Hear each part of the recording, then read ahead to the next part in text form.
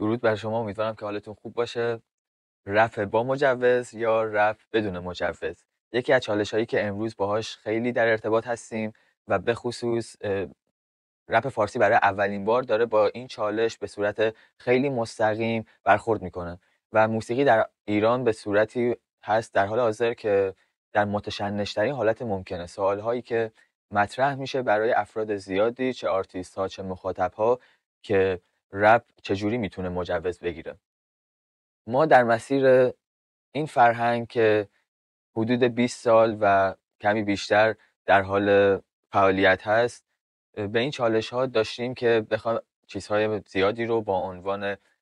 شیطان پرستی یا هر عنوان دیگه ای رو برای موسیقی های خودمون داشته باشیم که خود همین چارچوب ها باعث شد که موسیقی هیپ هاپ به صورت آندرگراند فعالیت کنه. خارج از این مسئله که هیپ هاپ و رپ خودش یه قضیه آندرگرانده و از یه جورایی به صورت لفظی از کف خیابون ها شروع شده. حالا چالش هایی که وجود داره به خصوص از طرف آرتیست ها عبارتی با عنوان رپ واقعیه. خب ما وقتی با عبارتی چون رپ واقعی روبرو میشیم، این مسئله پیش میاد که رپ واقعی یعنی چی؟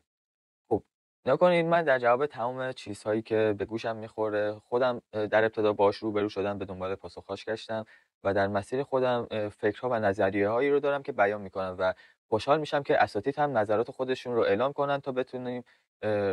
راهی بهتر رو برای اهداف خودمون و مسیر رپ فارسی برمقام بذاریم. در واقع یکی از سوالهایی که خیلی مطرحه برای دوستان آرتیست هیپ هاپی اینه که رپ مگه مجوز میخواد، یا اینکه اگر رپ بخواد مجوز داشته باشه دچار خیلی از چارچوب ها میشه. ما مطمئنا رپ خودش خارج از اینکه هنر سانسور نداره، رپ هم به عنوان موسیقیه که هیچ حد و مرزی نداره. بله، تمام این چیزهایی که شما میگین صحیحه، اما یه مطلبی هست که با اون روبرو هستیم، با عنوان اینکه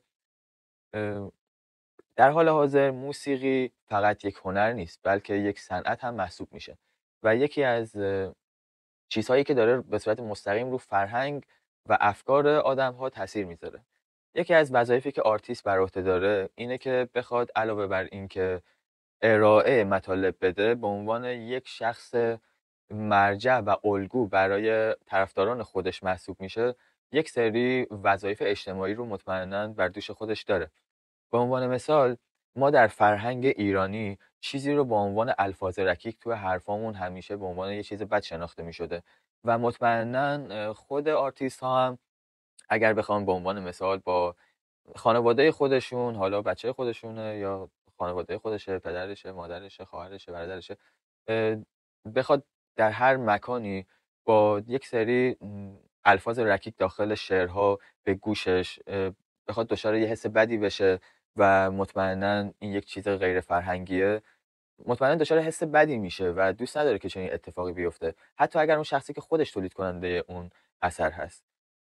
چون ما تو فرهنگ خودمون الفاظ رکیک رو نداریم، یا اینکه به عنوان مثال یه چیزی که الان خیلی باب شده، ترویج استفاده از مواد مخدره. خب ما هممون میدونیم، یعنی حتی خود مصرف کننده ها هم باید به این نتیجه برسن که اون چیز بدیه در نهایت، ولی اینکه ما بخوایم ترویجش بدیم و به عنوان یه الگو افرادی رو که در گروه سنی پایین هستن، به خصوص الان مخاطب رپ فارسی هستن، ما به عنوان آرتیست یک وظیفه رو بر عهده داریم.